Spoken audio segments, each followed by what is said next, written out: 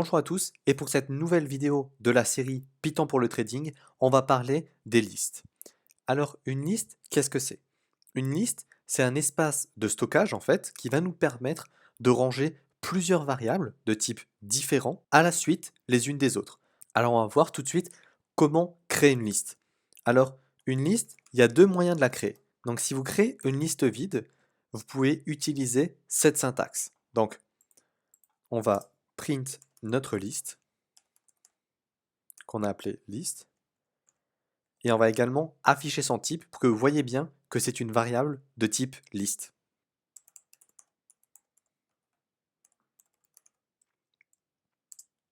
Donc si on affiche, on voit qu'on a une liste vide et que notre variable liste est une variable de type liste. Donc pour l'instant, on a fait exactement ce qu'on souhaitait.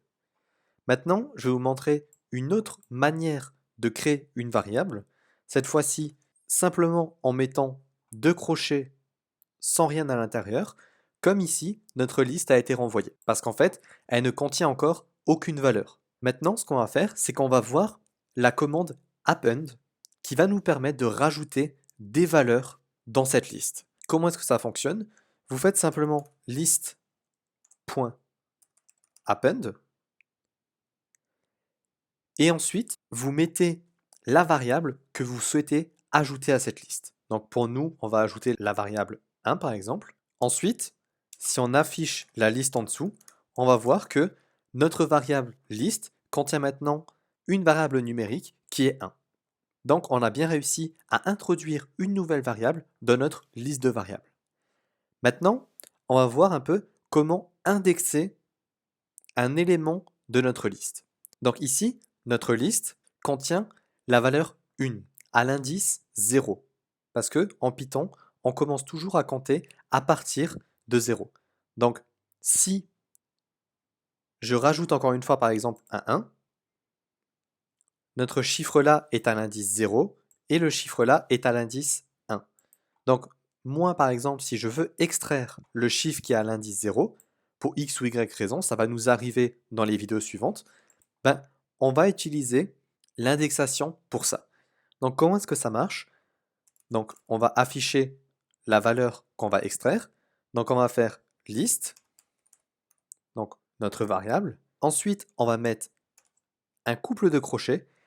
À l'intérieur de cela, on va ajouter l'indice de la variable que l'on souhaite. Donc nous, on veut celui-ci. Donc on met print, donc list, mais on ne veut pas toute la liste, on veut seulement l'index 0 de la liste.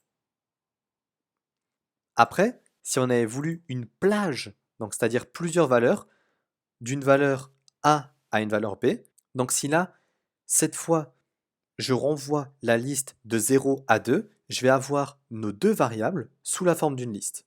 Maintenant, on va voir comment est-ce qu'on peut copier notre liste autant de fois qu'on le souhaite.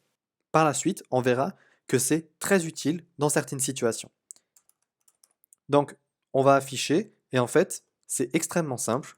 Si je veux copier ma liste 5 fois, ben je fais liste fois 5. Ça ne va pas multiplier toutes les valeurs par 5, ça va simplement multiplier le nombre de fois où elles sont présentes. Donc là, je vais avoir 10, 1. Parce que on avait 2 1 dans la première, et du coup, automatiquement, ça va répliquer notre liste 5 fois, tout simplement. Maintenant, on va voir comment supprimer, par exemple, une valeur d'une liste. Donc, ça a plusieurs intérêts. Je vous donne un exemple. Imaginez que votre liste contient les cours journaliers d'une action. Et dans cette liste, vous voulez uniquement les 10 derniers jours. Bah, automatiquement, à chaque jour qui avance, vous devez supprimer la valeur la plus ancienne pour toujours avoir 10 jours, sinon vous allez agrandir votre liste. Pour faire ceci, c'est pas compliqué. Vous allez utiliser la commande del pour delete, qui veut dire supprimer en anglais.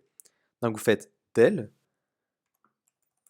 liste, et ici vous mettez l'indice que vous souhaitez supprimer. Donc là j'ai supprimé la première variable. N'oubliez pas que notre liste est encore sous cette forme, donc du coup, si j'ai bien fait le travail, normalement, en sortie, on devrait avoir une liste avec un seul 1.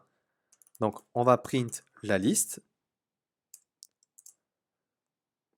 et on voit qu'on a réussi à supprimer cette variable. Donc pour essayer de vous améliorer je vous ai laissé un petit exercice hyper simple. Vraiment, simplement créer une liste et ensuite sortir une valeur. Je vais donner la solution de l'exercice dans la vidéo prochaine. Donc si cette vidéo vous a plu, je vous invite à aimer et à la partager. Et je vous dis à la prochaine pour la prochaine vidéo dans laquelle on va parler des matrices et d'une librairie très connue en Python qui est NumPy.